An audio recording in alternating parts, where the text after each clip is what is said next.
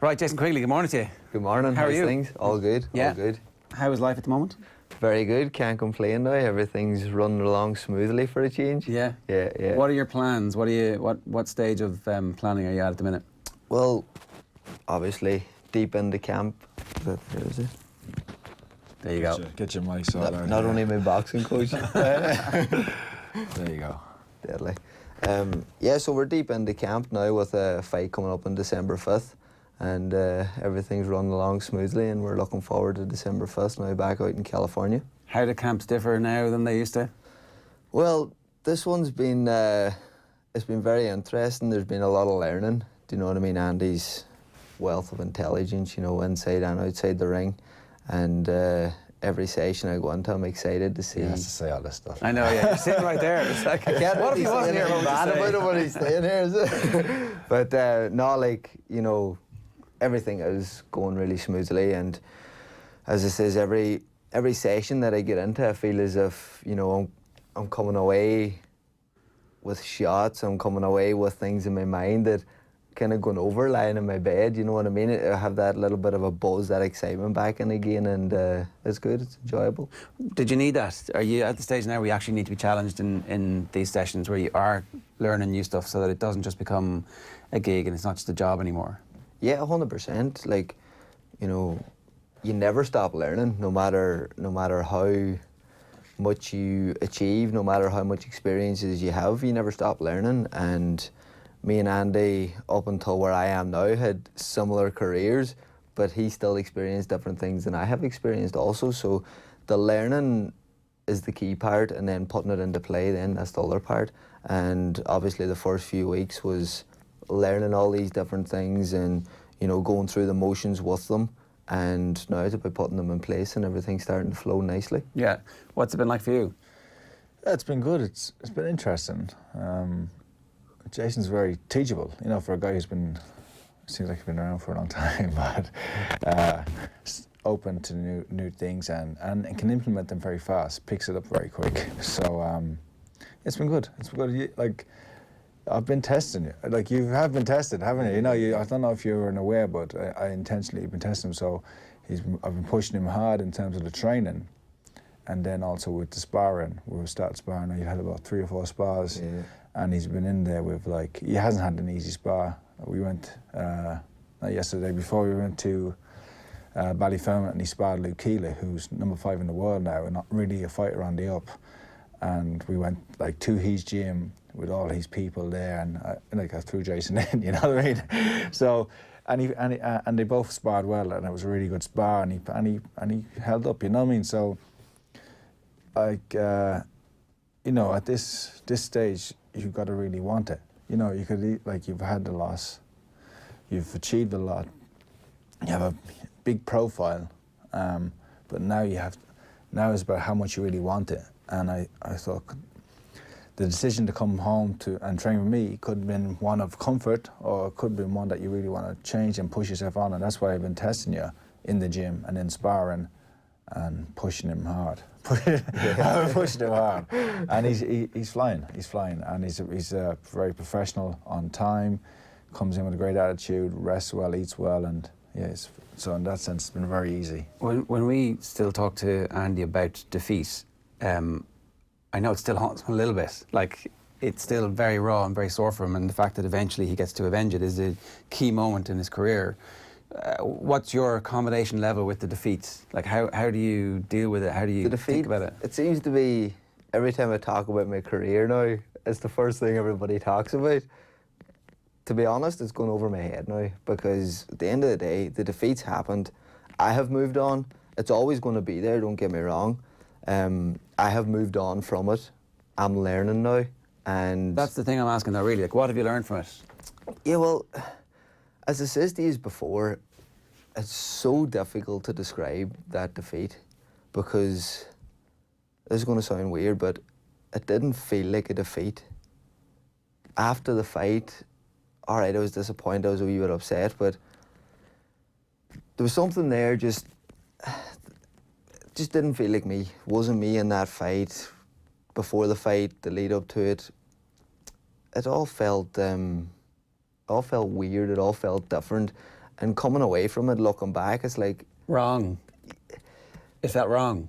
Or It didn't feel right. It didn't feel the way that I felt in my up-and-coming fights previous. Physically or emotionally? Yeah. Was your mentality different? Or yeah, it was like... You didn't feel like you were up for the fight? Yeah, Or how would you I describe just it? didn't really feel like... I didn't get in there with a vicious kind of a... I didn't get in there with a vicious... Will you see, pull that? that's right, yeah. Pop it on the side. Yeah. Wow. That's the job. We'll get there. That's it, yeah. But no, it was like... I didn't have that viciousness in me. I didn't have that, you know, that bit between my teeth. Like, Can you get that back though? 100%. That's not gone. That was just a one-off. That's what I wanted to find out after that fight. That's why I went back into the gym and I says, look, is this going to be here? Is it gone? Is it there? What's the story? As soon as I started hitting the bag again, I could feel it, like the lad beside me. I was driving it on to try and keep up with him and try and go that wee bit further. So it was, I know it's there and I know it always has been there. There was just circumstances and obviously living away from home, as I said, in Sheffield and things like that there was a little bit better than LA. But not you know what I still not mean? right. But you were still away for 3-4 weeks at a time. The weekends were a killer, do you know what I mean? You're in an apartment on your own. It can drain you, and I think that's what happened to me. I was kind of drained from boxing a little bit. So where are you living now? Everyone's giving me a bit of stick. I'm living out in Sandy Cove. All right. Now. Yeah. So, Hottest boxer in the world. Straight in here, straight in. so yeah, I'm in a nice place now out in Sandy Cove, and everything's nice. Everything's And is moving Dublin, along. does it feel like home, or is Donegal still always going to be home? Like, is there... So I knew I was coming in here today, last night, and went out for my run last night, and I ran out on the Dunleary Pier the whole way out to the lighthouse, I think it is out there. So I ran the whole way out, and it was dark. You were looking at the water, and driving and running back in. You can see the whole light. You can see the water all in front of you. You can see everything, and it was a proud feeling that I was in my hometown, my capital. Do you know what I mean? I was in the capital of my own country. I was training for a goal. I'm representing my country every time I get into that ring, and there was a feeling of pride, a feeling of passion there. I'm always a Donegal man, but it's still to be in Ireland, to be in your capital city, training for a goal, training for a dream that you've wanted to achieve since you were a kid. It gave me that extra little percentage that I needed, and that extra little bit of petrol to the fire, and it flamed up. And you know what I mean? It's look, I'm excited. Everything's going well in the gym. I can't wait to get back out on December 5th. Can't wait to get in there, put in a good performance, move into 2020, straight back on track with my plans and goals of becoming a world champion. Yeah, okay. Let's bring in somebody else who's training similarly hard for a fight in December. I'm delighted to say Michael Conlan is with us this morning. Michael, good morning to you. How you doing? Morning, guys. How's it going? Yeah, good. So, Jason's living in Sandy Cove. You're living in Epsom in Surrey, horse country. Neither of these are renowned boxing strongholds. No, definitely not. But I'm over here with Adam Booth and the team. I'm obviously live by myself. I couldn't live with anybody, so I'm happily in a nice little apartment in Epsom. I'm get to watch the horse race in the old team too. How's your training going? It's going great. It's going very, very good. I'm training very hard. Start kind of picking up the sparring now. Next week I have Kiko Martinez and stuff coming in, so it's going well. I'm happy enough. Kiko's got a big right hand that he likes to throw. Is that dangerous in sparring when you've got somebody who... Sure, he can throw as much right hands as he wants. I need him to do that. That's why I'm bringing him in. I want him to throw as much bombs as he can. Michael, what's the like for Nikitan? Are you tailoring any of your training in terms of your strategy, or what's the plan for fighting him? I think the strategy will be a bit different than what people think. I don't want to say too much because if anybody is watching, so you're going to push him back?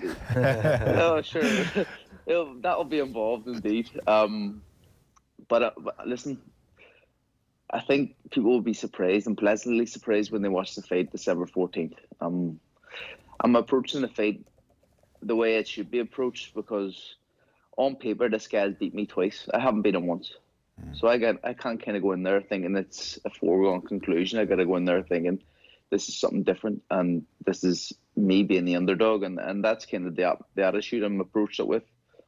And like you pulled out the last time, do you have any fears that it might happen again? Of course, you always have the fears. I'm not going to sit here and go, oh no, he's 100% there, but how do I know? And how do I know he won't pull out again? He was injured, and it was a hard injury. So how do you know he doesn't get injured again? I don't know, but I'm focused. Is he still messaging you and trying to be your friend?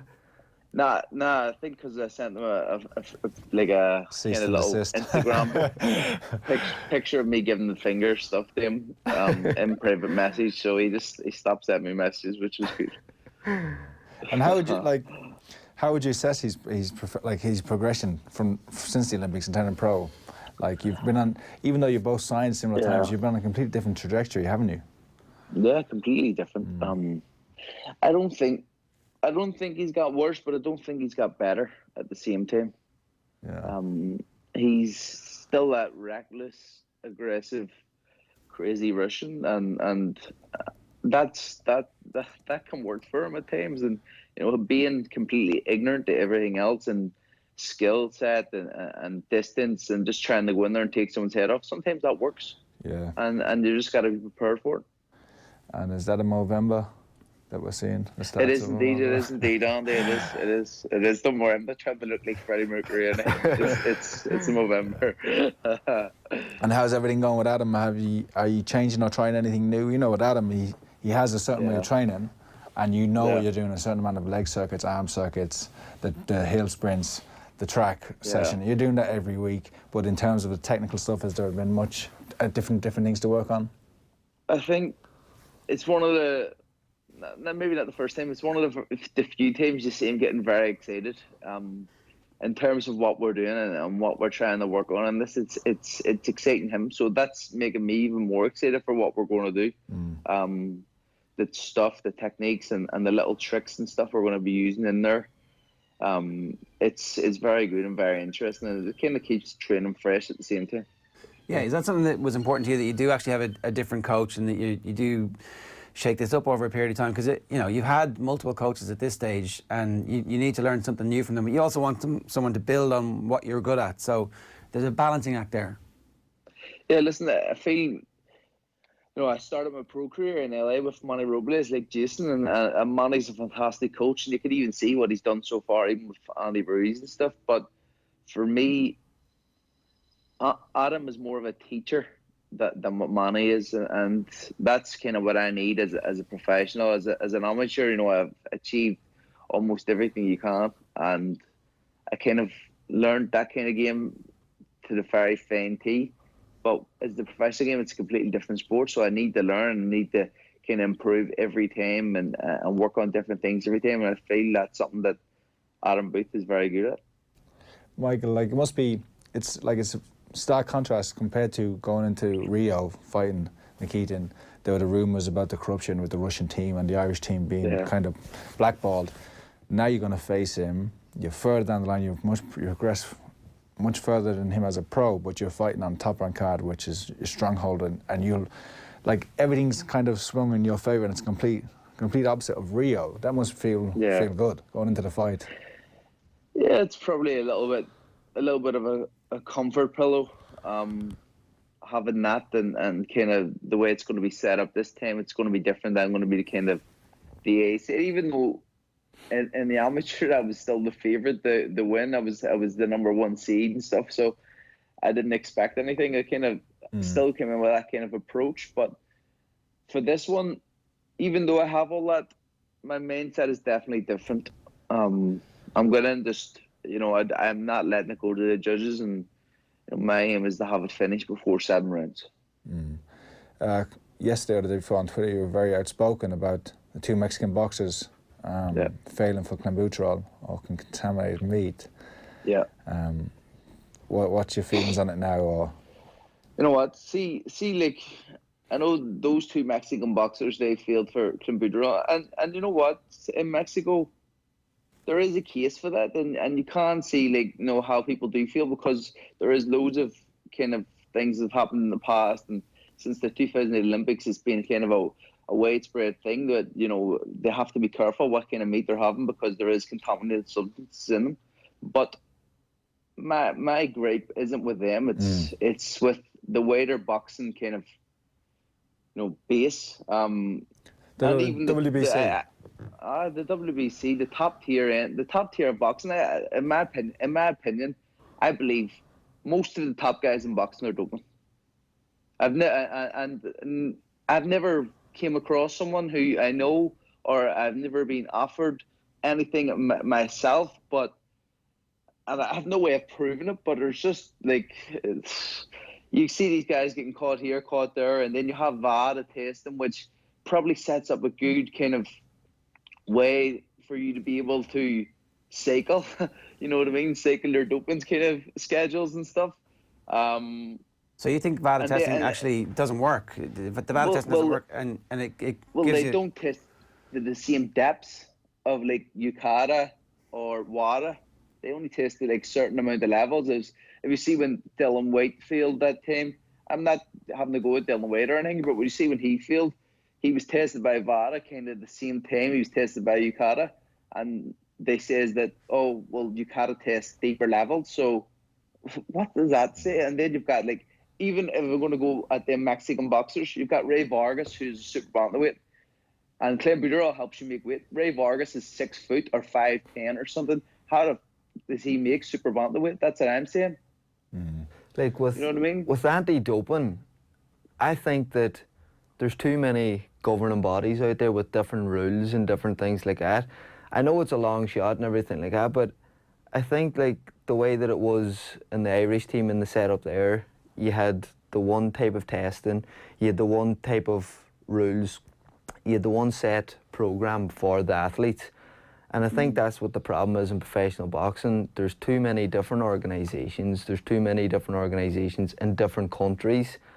I think that they need to get together, get one set program together. You can do this, and you can't do this. Well, it just needs to be more. It needs to be. There needs to be sterner bans, because when they're failing, but there's no punishment for it. Yeah. You know, and even within the boxing business, not even the governing bodies.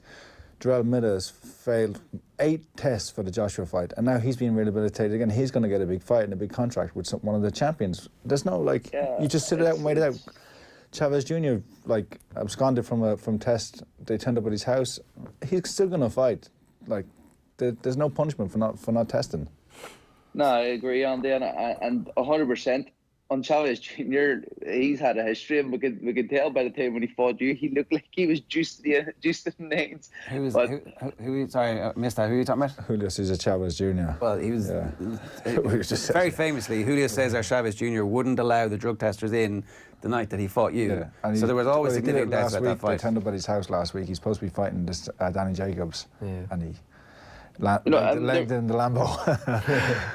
And the reason that it's kind of bothered me more, and I've kind of started to speak about it more, is in a year we're boxing, we've had 4 deaths. Yes. Yeah. Why are we letting things like this kind of continue? Why doesn't every single person who's in the top 20 of any governing body have 365 doping? You know what I mean? We should have doping 365 times a year, random testing, and it's not like the sport isn't in a position where there's enough money to kind of have this kind of running through. Boxing's in the best place it's been in a long, long time. Why do we not have the kind of money kind of put into anti-doping? Look, UFC have kind of cracked down on it. They had a big problem, but they have kind of cracked down on it, and they're having random testing for their whole roster. Why don't we kind of have that in boxing? It's a bit of a shambles. It's all down the money, and you know, it's very annoying, especially someone who has kids, and you know, you're in a sport being so dangerous. You don't want any kind of risk. You want to eliminate any risk of serious injury. So you've had Canelo, Dillian White, Jarrell Miller all failing tests in the last 2 years. These are like at the very top level of the boxing. So when Michael's saying he feels like most of the top guys in boxing are doping, obviously we've no proof about so many people. There must be whispers though. And my question to you two who are still active, do you feel like you're on a fair playing field? You want to be a world champion, but you must know that there are people in your division, and you must know that there are people who you're coming up against. How tempting is it for you to look outside and go, well, Jesus, I should be doing this if that's what it takes? Yeah, well, like, obviously, looking at the top lads, Canelo's in my weight division, and he's cruising at the minute. Obviously, I'm not light heavy, but he's jumping up and down through all the weights. But, like, you're looking at the doping, and as Michael says, guys in the top 20 all should be tested, but there's so many prospects, there's so many good lads coming through as well, that I think it shouldn't only be the top 20. It should be all these lads that are making waves, that are doing good things in boxing, that are getting out there in the media, because these are the guys that seem to need the drugs or whatever they're using to boost their performance, because they're in the spotlight, they're in the media, everything like that. They want to keep up with everything and they want to be the best, obviously. But I think there's a lot of loose ties out there, and just like Michael said again, this needs to be tightened up, because this year has been an unbelievable year in terms of deaths in boxing, and that's a sport that we're in that we can't hide away from. You might see it in Twitter and you might see it in Instagram, and you can only scroll past it as quick as you can, but these things need to be tightened up. And for me, I've never looked at it and says, okay, if I'm going to compete at the top level, I'm going to have to use this or use that, or even come into my head. So for me, it's like, if I'm going to do it, I'm going to do it clean. If not, so be it. But it is something that I think really needs to be tidied up. Yeah, Michael, at some point you must get frustrated by there being a perceived ceiling, that you can only go so far in the sport if you know that at some point you are going to come up against people who are cheating. To be honest, it doesn't even cross my mind. It's just when you see things like this on social media. When I'm in the gym, when I'm training, when I'm fighting, this stuff doesn't enter my brain at all. It's just when you see like people being caught and then getting let off because it's in the meat, but it's still in their system, so it shouldn't matter. I'm sitting with Jason saying there about everybody should be tested. I agree, but in ways that's going to be very hard to do because of funding, because of money. It's not really possible to test every single person coming up. The quickest way I think to do it is to do the top 20 of every governing body, or top 25 maybe, whatever. But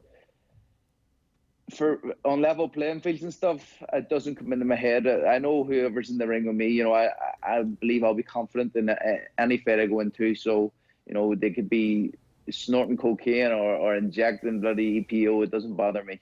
It's only going to be at the top when technically, tactically, where there's not much to split the fighters. In boxing, if you are good enough and your technique is really good, you will beat a fighter no matter how juiced up they are. It's only when you reach the absolute top where there's not much to split them that they'll have that extra 10% or 5% that will make the difference. Yeah. So I agree, Randy.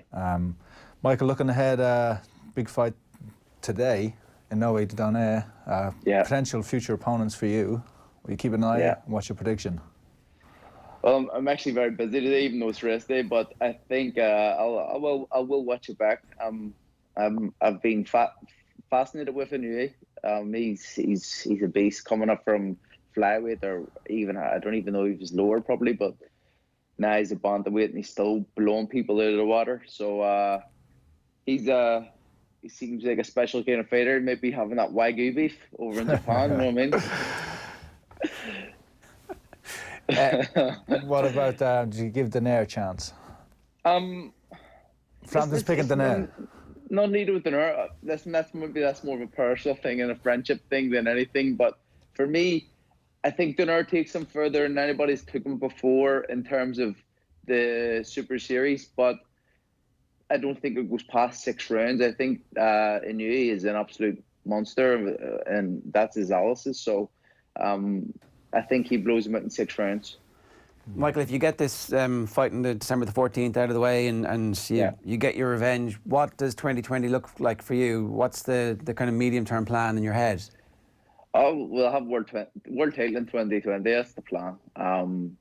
We go St. Patrick's Day and then back to Belfast. So, that's the kind of first 2 dates going to be in the year. 3 or 4 fights in the year. So we'll go from there, and the world title will either be in MSG or in Belfast. Right. Could there be a world title on Paddy's Day? Is that week? Is that a possibility? It's definitely a possibility. Like. Any one of the titles in particular you have your eye on? Any of them, I don't mind any of them at all. You know, I believe that when I have my chance to fight for a world title, I'll grab it with both hands and I'll not let it go. All right. Well, look, Michael, best of luck enjoy your rest day today, and thanks very much for taking the call this morning. Cheers. As you say, I'm only awake at the same time. I'm sitting here slouched on the sofa, so I'm sorry for my demeanour here. No, it's perfect. It's perfect. Good stuff. Best of luck in the 14th of December. Thanks a million, Michael. Cheers. For you, do you have a 2020 plan laid down already? Is that how that works, or do you need to get this fight out of the way first? Yeah, well, you always have your own kind of personal aims and goals for the new year and things like that. So we're going to go over now to LA on December 5th. We'll be over there for a while before the fight, and we'll be sitting down with Golden Boy, me, Andy, and the team, and we'll be going over the plan for 2020. And but first and foremost is getting that performance now in December and getting a good performance under my belt, pushing forward then into 2020 with big plans, as I said. Would you prefer to be fighting back in this part of the world, or is it okay now to be going in and out of the States, and actually that's relatively familiar because you were there for such a long time and you're more mature now and that you understand exactly where your home is and you've got that to feed off? You're going back there as somebody with a different mindset? Yeah, of course. You know, it's I have said this from day one as a professional that I've always wanted to come back and fight in Ireland. I've always wanted to come back and fight locally because of the fan base and the support that I had throughout my whole amateur career and throughout my whole professional career. The amount of following that I've had going over to the likes of America has been unbelievable, and to come back, fight in front of my home fans and fight in front of my fans that have been travelling for all those fights, you know, that's something that I really want to do. And that's something that we're going to talk about to Golden Boy, to get something. Obviously, look, I have had 17 fights now as a pro, majority of them, 16 of them, been in America. So I want to come back to Ireland, not just a normal 10-rounder. I want to come back to Ireland with a world title eliminator, a world title fight, something along those lines, something that's going to be exciting, something that's going to fill out an arena, something that's going to be good. And that's the goals and aims that I have. And as he says, all that'll kick off and start now on December 5th. Is the deal with Golden Boy a long-term deal? Are you with them now for the foreseeable future? I've had, I signed a 5-year contract with Golden Boy. I had 1 year out, so I still have the guts of a year left on that contract, and then that'll be reviewed. Okay. Do you know what I mean? It's so it's in their interest now in the last year to accelerate that as well? Yeah, of course, without a doubt. But Jason is really only 4 or 5 fights away, maybe, from being at that World Title Challenge. You know, this comeback fight is won. In March of next year, he has to have a look to have a bigger fight. But it would be not. I don't really like my fighters to be fighting other Irish fighters, but in terms of generating interest and St. Patrick's Day and all that, that would be an ideal thing. You know, there's a couple of middleweights around that. Would be a good fight, good match for him. And then push on against the world rank contender again. And then he's not knocking on the door. It's not a million miles away, and he's in a good division where there are good champions but a lack of challengers. And Jason's like 1 or 2 wins, it'll turn. So you can build that profile of being a challenger really quickly. And in terms of like, it definitely, I think it needs to be the East Coast of America at least. Yeah. If it's going to be in America, you know, it's no point fighting on the West Coast. If it's a big enough fight and it's against a Mexican or a fighter from the West Coast, then maybe it makes sense. But the East Coast should be where it's at. England. And so, pardon my ignorance, the Conlan fight on Patrick's week, that's not a card you can get on because that's not Golden Boy, is that right? No, yeah, and to be fair to Michael, he kind of owns that weekend. Yeah. So it's kind of hard to go up against him. And you couldn't? Yeah, unless it was in Boston. Right. Yeah. Or maybe Philly. The day before or the day after. Yeah, but... Because they did that with Katie Taylor. She fought one night and he fought the night before. Yeah, Philly and New York. And that's probably the only way it can be. But luckily for Irish boxers, there's huge demand at that time. And people want to go to fights all on the East Coast. So there should be some availability. Okay, so hopefully, fingers crossed, this one, get this out of the way, and then the next fight will be around Paddy's Day, and then after that, you're starting to look around and go, come on, let's go. Let's have it. That's pretty exciting. He's training and performing at, like, well, I don't know, it's made a huge improvement, so Yeah. I think people are going to see a better and improved Jason in the next fight, and then hopefully going forward, more improvements. But he's not far off it. Yeah. I can tell you right now, he's not far off it. What improvements do you feel? Because we were talking earlier on about Klitschko and the value that he had from Manny Stewart telling him, just let himself go. You've got this. You need to back yourself and have the confidence and go. Well, that's the thing, and I think that's the thing with me. Like, people seen it throughout my amateur career and everything like that, that I've had a lot of skills, I have had a lot of talent, and it's about getting that out of me.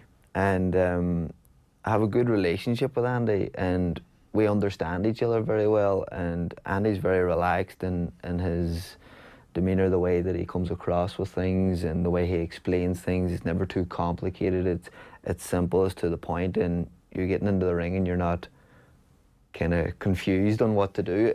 It's simple, it's to the point, and as I says, Andy's got a great boxing brain. He can look at me, he can see what I can do, he can see what will work for me, he can see what he can get out of me, and that's the key part, is putting all that together, getting it into the ring, and plus the fact that I'm at home, I'm happy, I'm enjoying everything that I'm doing. He's living in Sandy Cove, why wouldn't he? that releases you. It gets you out of that kind of, you know, tightened up mode and everything.